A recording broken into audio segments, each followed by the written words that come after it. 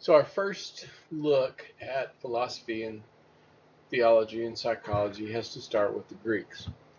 Um, you probably have a decent idea of the influence that early Greek thinkers have had on us.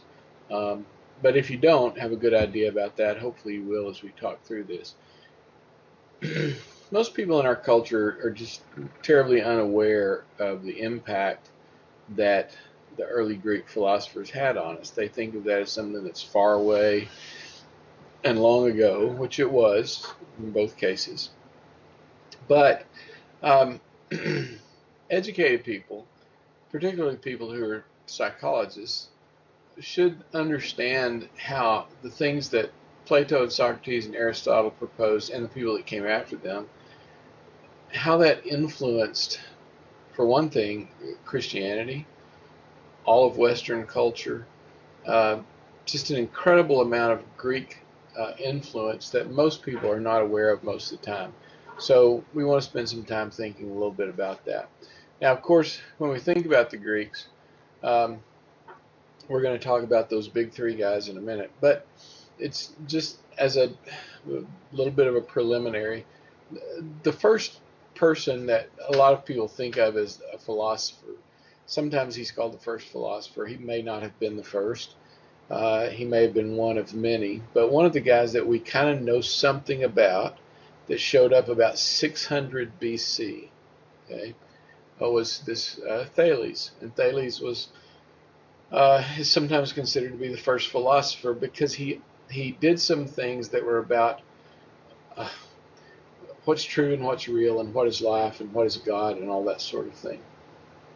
He was um, an astronomer of sorts. He watched the stars and used the changes in the patterns of the stars to predict crops, to predict when things would grow and when things would have trouble and that sort of thing. By watching the changing skies, he was probably just kind of predicting the seasonal changes by seeing the way that the earth had shifted in relation to the stars. Um, he proposed that everything was full of gods, that there were gods in everything. Um, he proposed that the ultimate matter, the ultimate thing, was water, which is kind of brilliant and astounding considering it's 600 BC. But he really proposed that anything that had water was vital. And he proposed that all things possess some kind of life principle, something that gave them life, or a lot of life, or not so much life. So Thales is he's not terribly important in terms of ideas that he gave us, but because he's such an early precursor of the people that were going to give us serious ideas. The second guy that's kind of important that people know about that shows up a couple of years later is Democritus. Democritus. A couple of things that Democritus did were really serious precursors to important ideas that we're going to have. Democritus proposed that everything that exists is composed of tiny, tiny particles of matter. Now that's really incredible. That here's a person in 400 BC who kind of understood the concept of atoms, tiny particles that comprise everything. Now, to me, it's hard for me to believe. That may sound wrong, but it's a little bit hard to believe in atoms when we've never seen them, right? And I can't look at them under a microscope, and yet we know that things are composed of atomic particles. But Democritus did that without being able to look at anything, without being able to look at cells or parts of cells. And he's proposing that there are atomic particles. That's pretty extraordinary in itself. The other thing, though, that's really interesting is that he proposed that when we sensed something, that our particles mixed with the particles of the thing that we're sensing. Okay? So, for example, I've still got this yellow coffee cup on my desk. Democritus would propose that when I look at this yellow coffee cup, that the atoms, the particles from my eyes, are blending with the particles from this cup. And that's how I experience that this is kind of yellow. Okay? And if I put my hand on this and touch it and feel it, then the particles of my hand are mixing with the particles of the cup, and that's giving me the sense of how it feels. Now, this is really important because not only did he think that particle thing, what that said to him was that when I say this cup is yellow, that idea of yellow is being filtered through not just the purity of the color of the cup, but me, my perception, my own stuff. Okay? I'm filtering it through me. That's why I might look at this and say that's yellow, and you might look at this and say that's kind of harvest gold, which is a nice 70s kind of color. Or you might look at this and you might say that's bronze looking. Okay? Because we have varied perceptions of color. Well, Democritus said that's because your particles are mixing with that particle. Now, that's really an extraordinary idea. He's proposing that sensory perception is subjective, that it's not really about the thing, it's about me. Subjectivity as opposed to objectivity. And because of that, sensory perception is not reliable. It's false. Okay? Now just think about that. It's kind of true about everything. Okay? To a certain extent. Now there are some things that are easier than others, right? If we touch something that's hot, then if another person comes along and touches it, they're probably also going to think it's hot. So there's some generality there that makes sense. On the other hand, sometimes you can touch something that's hot and say, ow, I can't keep my hand there. And then somebody else comes along and says, well, it's not that hot. Okay?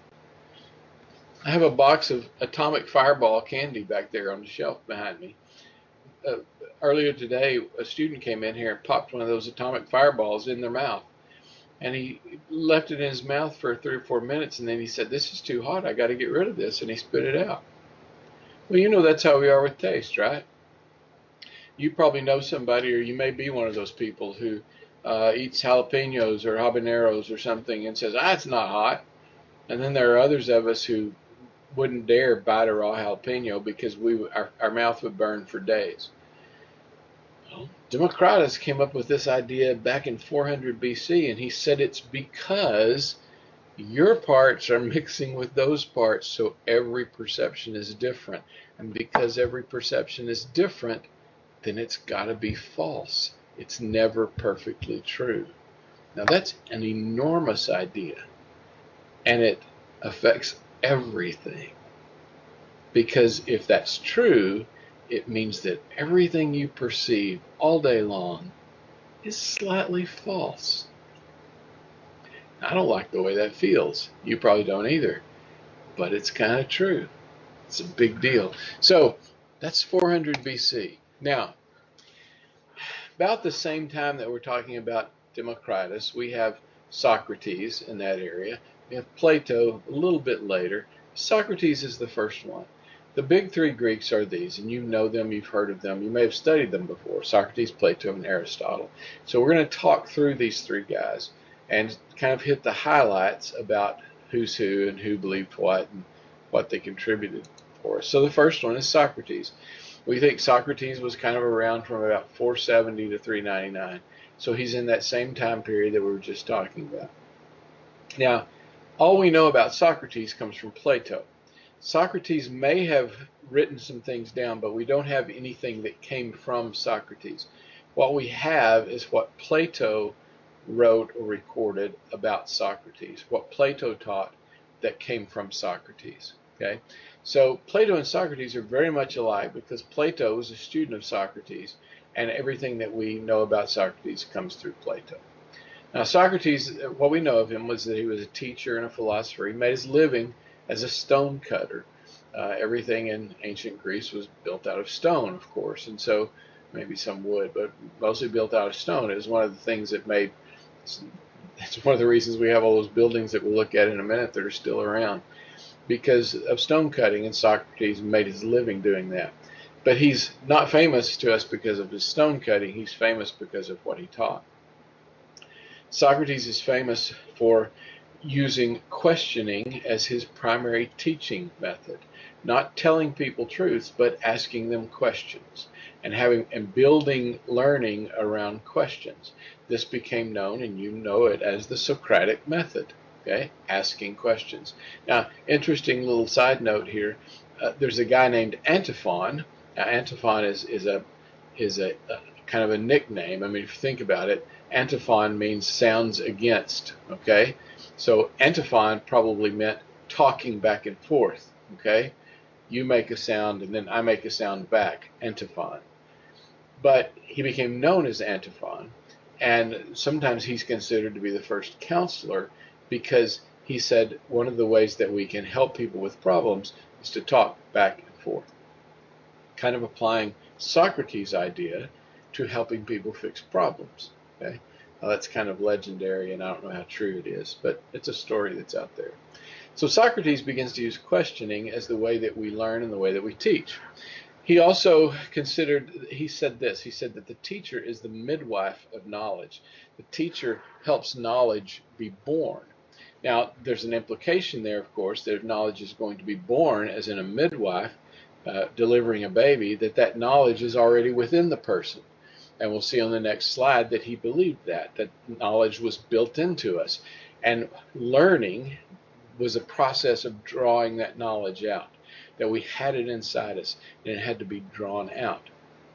Now, Socrates also emphasized the soul, or in Greek, psyche, which looks like psyche in American lingo, but it's psyche. Socrates emphasized the soul, or the psyche, rather than the body. He believed that the soul, the mind, the psyche was separate from the body. They were not together. This is a dualistic mind and body thing. Mind, soul, psyche, body, very separate entities. Okay? He emphasized the soul rather than the body. He didn't think the body was important. He didn't want people to draw pictures of him or to make statues of him, because he believed that part of him was not important. What was important was the psyche, the soul, mind, psyche. Okay? And that's all one big idea. So Socrates, we know about from Plato. He gives us some pretty important ideas right off the bat. Now, just a quick look at Athens, because this is what we're talking about. Well, the reason Athens is considered the birthplace of civilization is because this is where these guys were when they begin to come up with these ideas. That's looking down at Athens from Mars Hill, which is just below the Acropolis. And the Acropolis is that place that's most recognizable in Athens, that has the temple up on the right. There's the Temple of Nike. That's the back side of the Parthenon. The Parthenon is the most recognizable thing in Greece. The Parthenon is the Temple of Athena that's built on top of the Acropolis looking over Athens. Okay? Now, as I said, Socrates is a stone cutter. All of these things that were built out of massive, massive stone. So if you're a stone cutter, you're kind of an important person. But still, we don't remember Socrates for that. We remember him because of his thoughts, his ideas. Okay?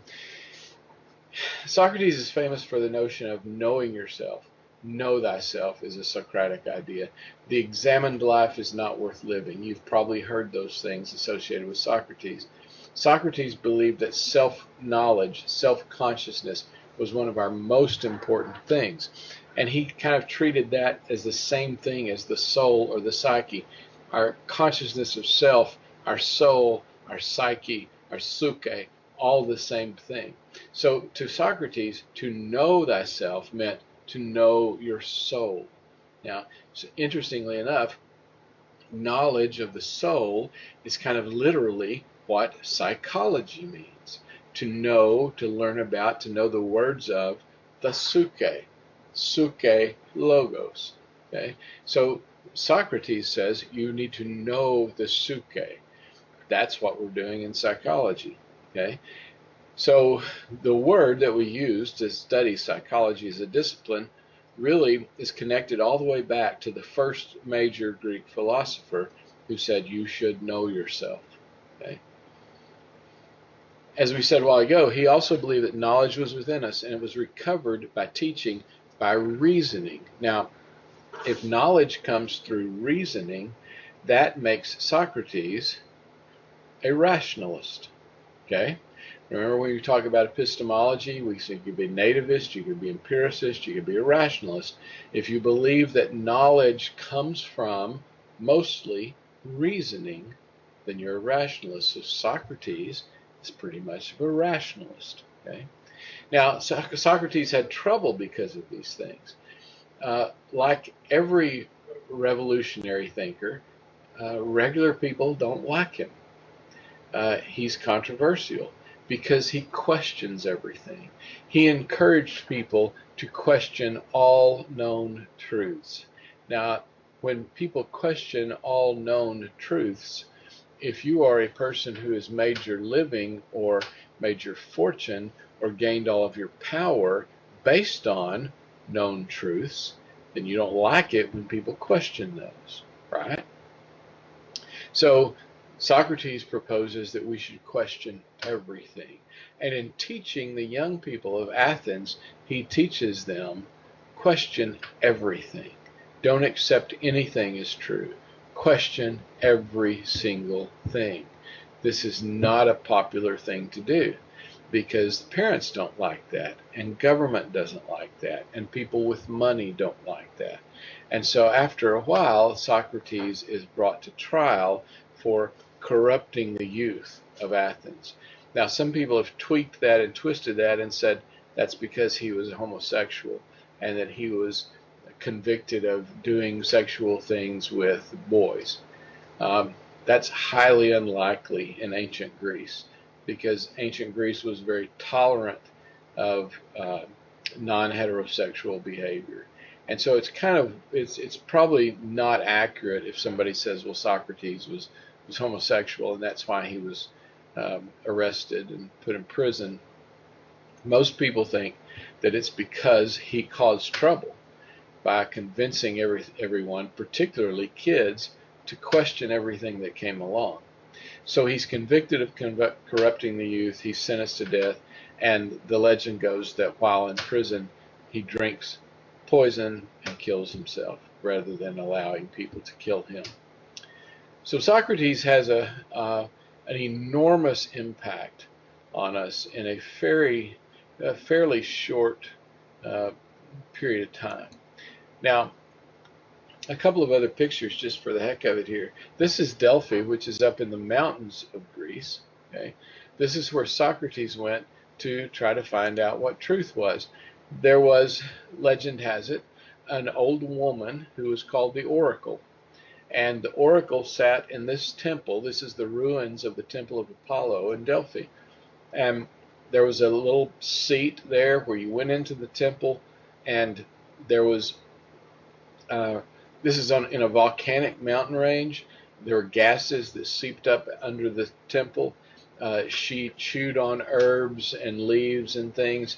She probably was a little bit stoned most of the time, honestly. But she became legendary, and people would come to the oracle from all over the land and ask them questions. Well, who should I marry? Where should I plant my crops? Should I do this or that? And she was a giver of advice, a wise person. Okay? Socrates goes to the oracle, the legend has. Socrates goes to the oracle and asks for truth. What is truth? What is real? And she says something like, go and find it yourself. And she theoretically says something like, there are a lot of wise men, but you're the wisest one, because you know that you don't know things. And so you come to me and ask. And the asking is the wisdom, she implies. So this is the ruins of the Temple of Apollo there, where Socrates went to visit the oracle. Now, Socrates' student is Plato. Plato comes along a little bit later, you can see there. He thinks very much like Socrates, although he is a little different than Socrates. He's a dualist. Now, we mentioned a while ago that Socrates is a mind-body dualist. He believed that the mind and body were two separate things, okay? And they were basically disconnected. Plato believes that also, but Plato expands that from the mind-body question to a philosophical dualism, as we mentioned earlier, saying that there's the world of ideas and there's the world of things. And those two things are separate in the same way that the mind and the body are very separate things. So Plato becomes the ultimate philosophical dualist, and he gets that from Socrates. Okay? Now, his name was really Aristocles. He was called Plato because, or Platon, because he was a big boy. We might have called him Moose or something. He was a great big guy. Plato means broad. So he was a big man somehow, okay? We don't know if he was just tall and broad shoulders or if he weighed 350 pounds. We don't know. But he was big because the word Plato means broad. It means big somehow, okay? So he's known all of his life as Plato, although his true name was Aristocles. Plato becomes the ultimate dualist. He also proposes that perception-based knowledge is mostly worthless. Now, this is related back to Democritus, remember, who said that our perception is flawed because our stuff mixes with the stuff of whatever we're perceiving. Plato believes that perception-based knowledge is worthless because Plato believes that the world of things, the things that I would see or touch, that those things are not ultimately real. Okay? But the only thing that's ultimately real is the idea of something. So if I say, that's what a cup looks like, that's what a cup feels like, there's the color of that cup. Plato says that's really not worth anything because what I'm experiencing there is not really the essence of cup. Real cupness exists as an idea, not as a thing I can touch. Now that's an enormous, enormous thing. Now, before we go anymore, I want you to, if you've got the PowerPoint there, look for this link and see if you can find this link that's a little cartoon of Plato's allegory of the cave. Okay, if you can't make that link work somehow, copy and paste it and watch that, and then when we come back with the next video, we'll talk some more about Plato and we'll talk a little bit about the allegory of the cave.